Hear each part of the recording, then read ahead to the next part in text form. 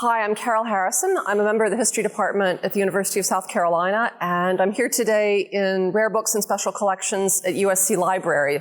And I'm with the largest book in the university's entire collection. These two books are volumes from a project called The Description of Egypt.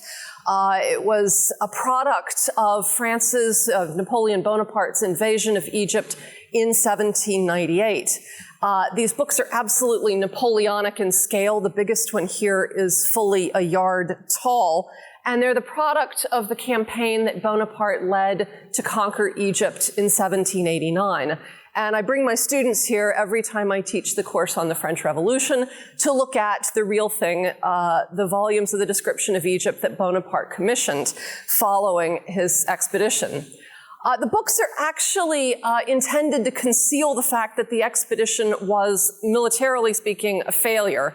Almost as soon as the French landed in Egypt, it was clear that they would not be able to conquer the southern shores of the Mediterranean. So what really stands as the monument to the Egyptian expedition is, in fact, these volumes in which all of the scientists that Bonaparte brought with him investigated modern and ancient Egypt with the goal of learning more about Egypt than Egyptians themselves actually knew. So the plate you're looking at here is a reconstruction, really, of an ancient Egyptian triumphal arch. And you can see in this plate the way that the Description of Egypt is really the origin of modern Egyptology. This is the project that led to deciphering Egyptian hieroglyphics. And the point of this image is to depict the grandeur of ancient Egypt. You can see that there's a sort of fantastic, fantasized parade of Egyptians passing underneath the arch. And the idea here is that the French would reintroduce Egyptians to their own history.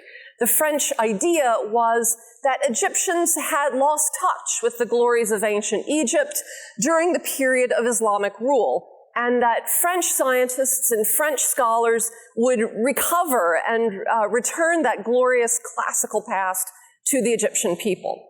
So you can see this approach to contemporary Egypt in this other plate, in the slightly smaller volume. This is a depiction of a mosque in Egypt. So this is a representation of contemporary Islamic Egypt. And you can see here that it's a very different world from the classical triumphant arch. Here, what we see is mostly decay in the mosque. The plasterwork is crumbling. The people who are contemporary residents of Cairo look oppressed, stooped over, wrinkled, a bit haggard. And so you can see here the French vision of modern Egypt as a place that has lost touch with its glorious past, a place essentially oppressed by Egypt.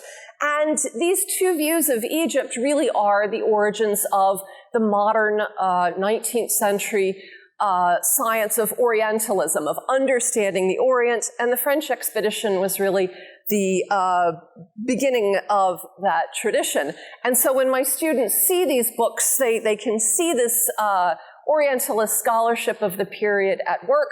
And of course, these books are available to anyone who calls them up when they visit special collections at the library.